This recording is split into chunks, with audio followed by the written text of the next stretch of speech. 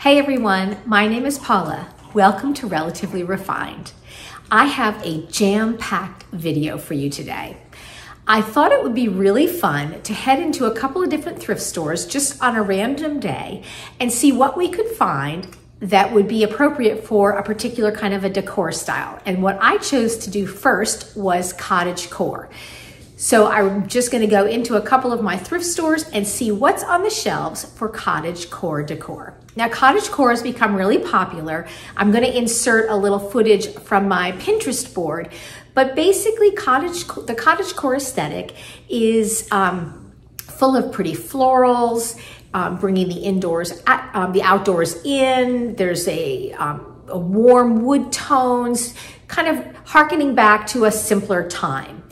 And you can see from my Pinterest board that there are lots of baskets and pottery and florals and cozy textiles, some copper to warm things up, all kinds of stuff that you'd find maybe in a cottage. It's very cottage-esque, so hence the name cottagecore. So we're gonna head into some thrift stores and see what we can find on the shelves. That is cottagecore decor. And then I have a special treat for you. We are going to meet up with a friend of mine who is a businesswoman and artisan here in the Low Country, and she makes candles. And we have seen her booth before at Doc's Antiques Place, and we're gonna head over to the Nostalgic Wick and talk to Adrienne about her adventures in candle making. And don't forget to stay tuned to the end of the video for our Relatively Refined segment. All right, let's get started.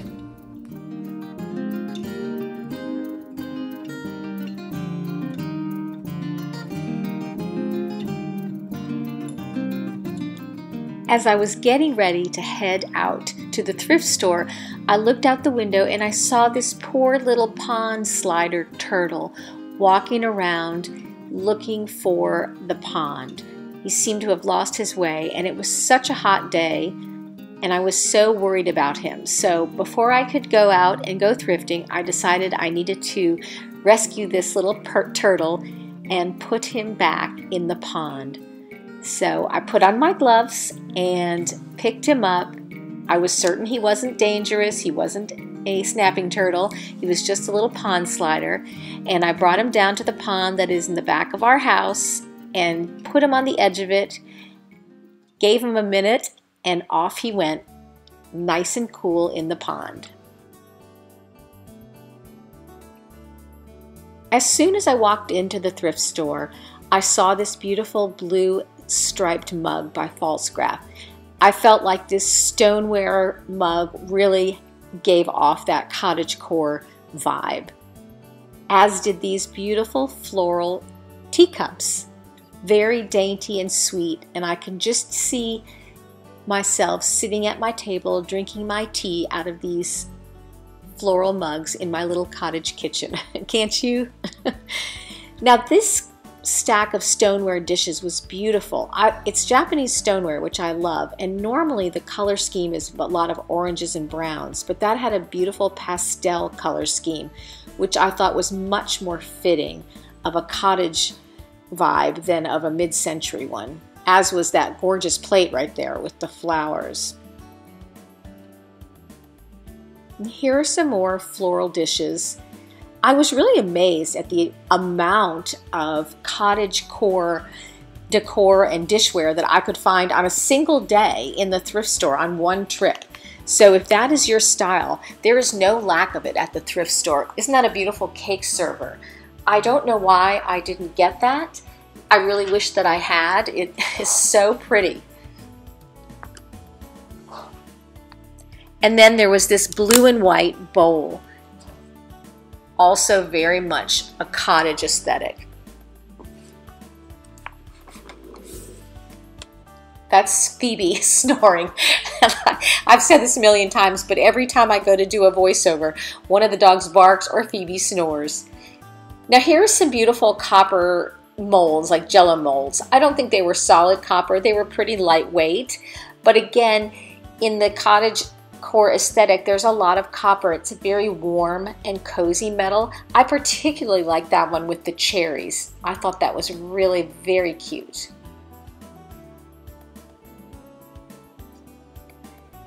This is also something that kind of could go either way. It could go cottagecore or it could go boho. I could see it as a planter or holding wooden spoons or something. And of course, baskets are quintessentially cottagecore. I thought this one was really pretty with its pastel colors. I'm sure at one time they were brighter, but I love how they are faded. I think they look so pretty. And this basket was really nice. It was very, very sturdy. It would be great for storing blankets or knitting or anything really. It was just a really very nice basket. It had a very sturdy bottom. I think it had some wire that went around to hold its shape, so it really would be great for storage. And look at this pretty picture. That picture is classically cottagecore, isn't it? And then we have these beautiful tables. I loved the cabriolet legs on these tables, and there's a lot of warm woods in cottagecore design or cottagecore, the cottagecore aesthetic, but you could certainly paint those as well. And then of course there are textiles. Cozy textiles are a big part of the cottagecore aesthetic. I loved this little houndstooth check blanket, and then of course the hand knitted ones always get me because I love anything handmade. And then I went around the corner and I came upon this beautiful table that was absolutely cottagecore, to right down to the tablecloth and the vase in the middle. It was so cute. I wanted to take the whole setup home with me with its florals and its pastel colors. I absolutely loved it. And another tip I want to give you, or a tip since I haven't given you one already, but a tip I want to give you is always look through the silverware. I loved those beautiful butterscotch colored handle knives, and that spreader or server was gorgeous. And this is a paper towel holder, and I thought it was so pretty. Very cottagecore with the florals. It could also be French country. And then this little tin tray was just adorable with that beautiful still life on it. It didn't have any markings, and it was probably maybe only 10 or 12 inches in diameter. Really, really cute. And I loved these teacups. Very pretty. You know, the blue and white gets me every time. I walked a little further and look at this adorable welcome sign. I did not bring that home with me, and I'm kicking myself now. It's 99 cents. I don't know why I left that on the shelf. I thought it was so cute. And then a very pretty wooden shelf with pegs is very classically cottage. And at $3.99, it was a great price. You could paint it or stain it. It would be great storage on the wall. And then I found this really cute little crock for $1.99. Again, it would be really sweet to put wooden utensils, wooden spoons in there and put it on your counter. I'm going to say it again. I've said it before, but I was amazed at how much cottagecore was just on the shelves. I thought this little jelly dish or sugar dish was really cute. It was an apple, maybe a peach actually. Very, very cute. I don't know, maybe it's an apple. I'm not sure. It's an apple or a peach, but really cute. I loved that. And then this wooden napkin holder. That could be mid-century. It could also be cottagecore with its warm wood tones. I can see some pretty floral napkins in there. I can remember these from my childhood. Everybody had one of these on their table, didn't they? In the 70s.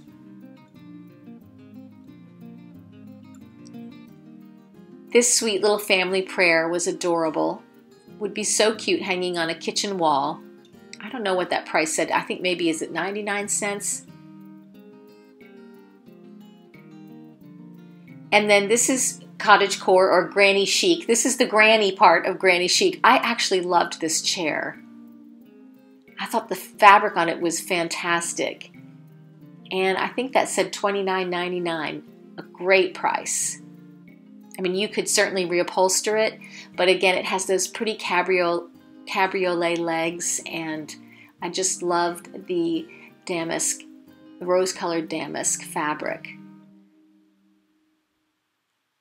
And the lampshade, the floral lampshade, so cute. Would be so pretty on a reading lamp next to a cozy chair near a fireplace. And here was another table. This was dark wood, which you also can see in cottages and in the cottagecore aesthetic, and it certainly could have been stripped down or painted, but I personally kind of liked the dark wood. And the florals on this tart pan were so pretty. I think it was from, you know, oven to tableware. Very, very pretty. And does it get any more cottage than this? This is the pattern of dishware that my mom collects.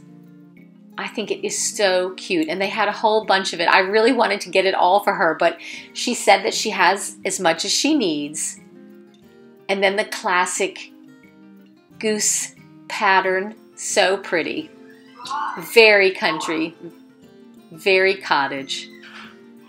The goose decor is making a comeback. There was, in the 70s and 80s, I think, that there was a blue-bowed goose on everything. It reminds me of the channel Nesting Haven. She collects and rescues the blue-bowed goose decor. And there are the plates in that pattern, the international stoneware. So cute. And this was really sweet as well. It was, it looks kind of like a pudding mold, but it had a hole or a hanger on it, a hole, I guess, where you could hang it on the wall.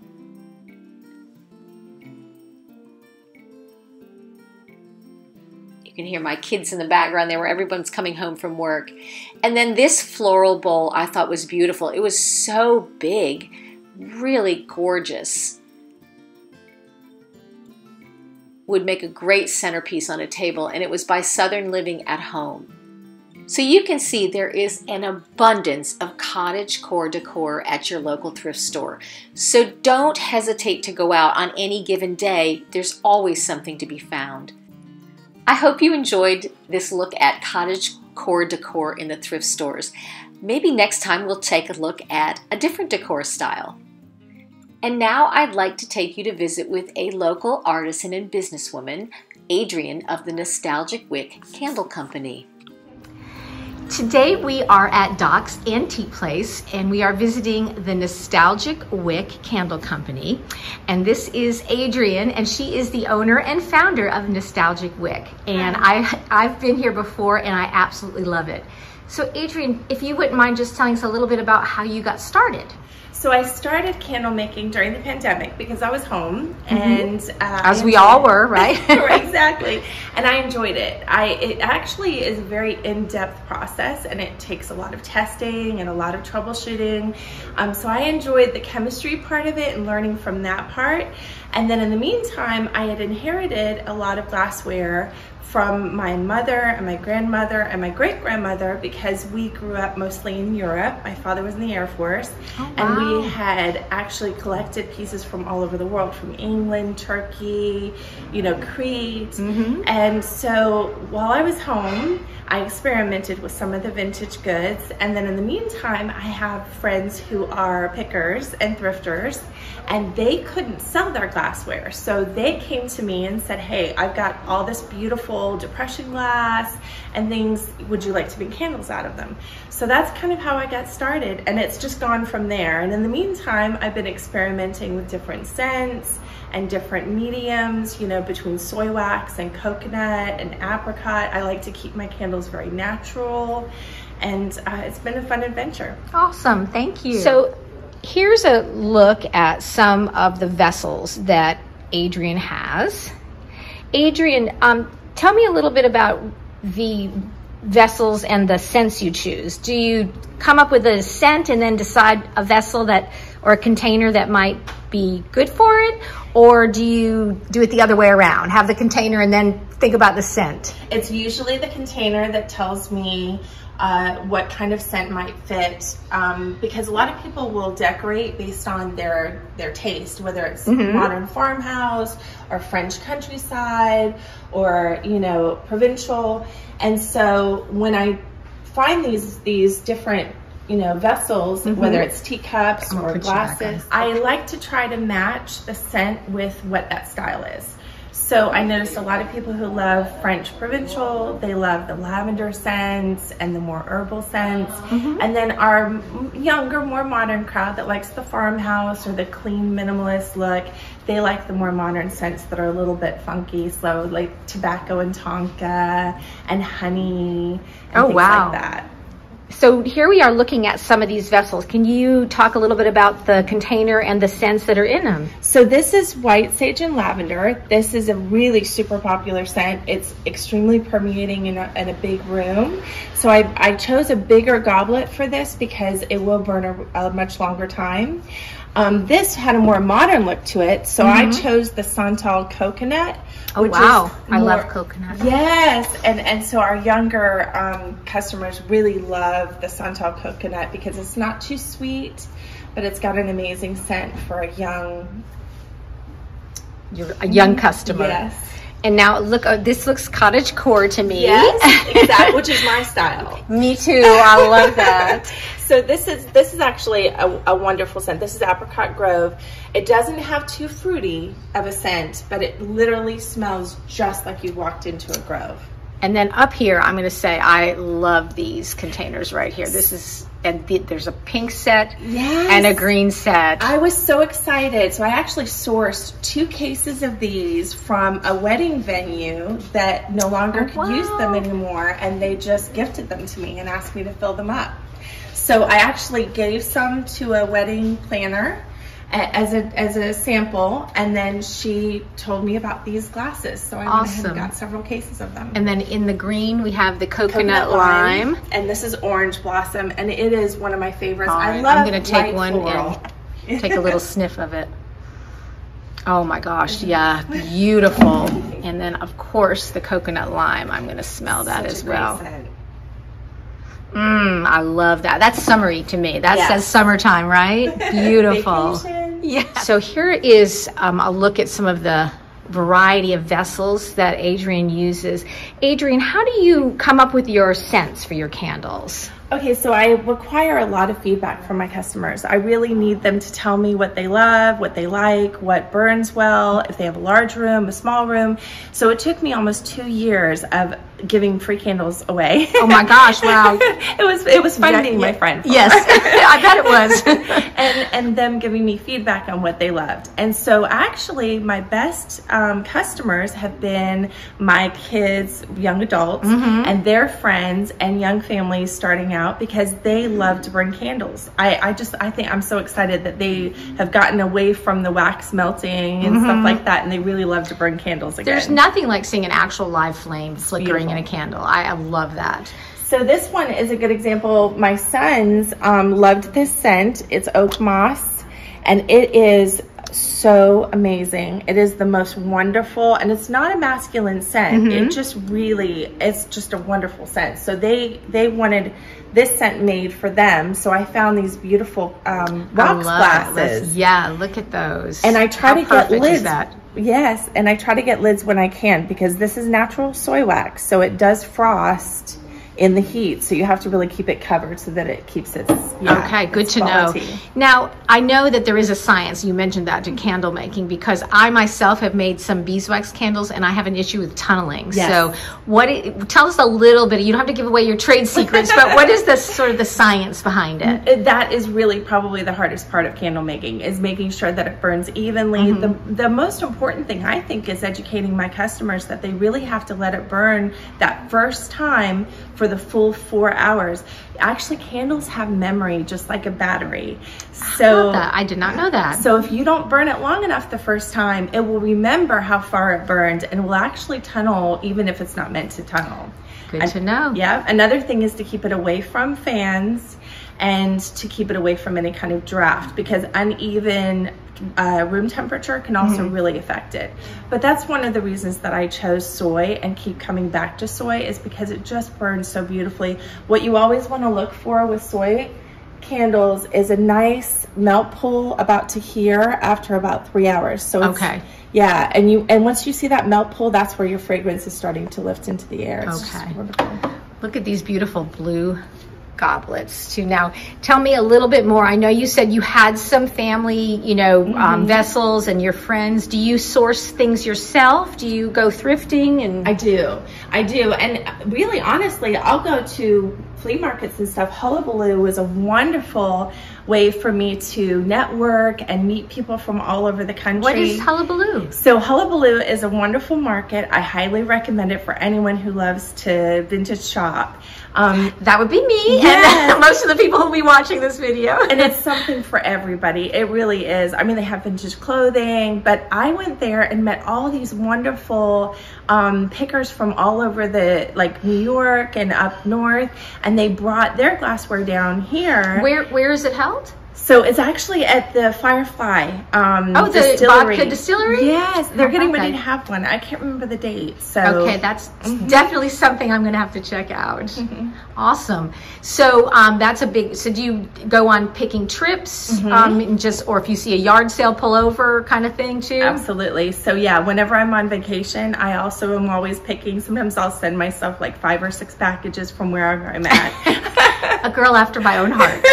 Adrienne, I know you just got back from a trip out west. Did anything out there inspire you to create a new scent, or inspire you in terms of the vessels or colors or anything like that? It did. So when I was out west, I noticed that there's a completely different vibe there. People really, I mean, it really affects the trend and what people enjoy. And I noticed that they really love green, clean, burning, eco-friendly, you know, candles and home fragrances. They're not big into anything artificial. They also love the idea of recycling and upcycling, and everything that they have there is all natural. That's awesome. So I know. So one of the scents that I was experimenting with before I went on vacation was our Cactus Jade. It's one of my personal favorites, but I wasn't sure if it was going to be a big hit. And when I came back, I realized that it really nails what I experienced there and how beautiful it is. So I think I'm going to make some more and let people try it out and let me know what they think and she was just showing me around here, and actually all of the things have been sold out in the Cactus Jade, right? Except for this one. And look at that pretty cup. That's beautiful. What is the scent of Cactus Jade? I mean, kind of, did you use essential oils? I mean, you don't have to give us all of the secrets, as I said, but what would you say are the notes in a Cactus Jade? A really, really good, clean, watery aloe. It has a little bit of a cactus flower scent, so it does have a little of a floral, but it's a green floral. So it's like that sort of soft undertone. That's right, exactly. And it's just super fresh. Awesome. Adrienne, thank you so much for joining me today. We appreciate it, and I'm going to just take a minute and show folks around your booth. Do you have an online option for people to order from? I have my Facebook and my Instagram. I highly recommend following my Instagram because I'll put all of the new things that I put out there, and then you can DM me and you can actually pick your own vessels and your own scents based on your own personal taste. Oh, awesome. I will include all of Adrienne's information in the description box, and also I'll put it across the screen so that if you are interested in anything from the Nostalgic Wick, you can contact her, and I highly, highly recommend it. Thank you. Thanks, Adrienne. Thank you. I hope you enjoyed visiting Adrienne's shop, the Nostalgic Wick, and hearing all about her adventures in candle making.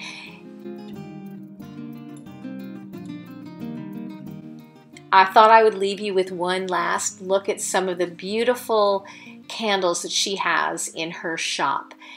Her information will be in the description box, her Facebook account, her Instagram, and she said, you know, go ahead and DM her. She does a lot of custom work. If you have a particular vessel that you want to have filled with wax, even if you're not local to South Carolina, Summerville, South Carolina, or Moncks Corner, South Carolina, you can mail her the vessel and she will create a candle for you and mail it back to you.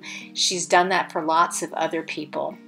These little sherbet dishes are my absolute favorite. My sister and I love these. One of the things I'm thinking about is doing some custom candles for Christmas. And Adrienne left me with a beautiful little thank you gift, and it was a set of adorable little tea light candles, and those little tins are the candle holders, so the tea lights fit perfectly inside those tins. So thank you, Adrienne. And now it's time for our segment Relatively Refinds, where we share our viewers' thrifted treasures. Today's treasure comes from Judy of East Texas. She stopped by a yard sale on the way to her granddaughter's wedding shower and saw this gorgeous, heavy bronze clock. When she asked how much it was, they told her $10. Unbelievable, Judy. She got it home, looked it up, and it goes for upwards of $1,500. That is a spectacular find. She needed something for the top of her roll-top desk, and that's where it now sits with her cat statuette next to it, listening to its fabulous tick-tock. She said it is the yard sale find of the year, and I would have to agree. Thank you so much for sharing that, Judy. If you would like us to share one of your thrifted treasures, send an email to the address on the screen with a picture and a brief description, and we would love to include it in an upcoming video. All right, everyone, that's it for today. If you enjoyed this video, don't forget to give it a thumbs up and subscribe if you haven't done so, and we will see you in the next video. Bye-bye.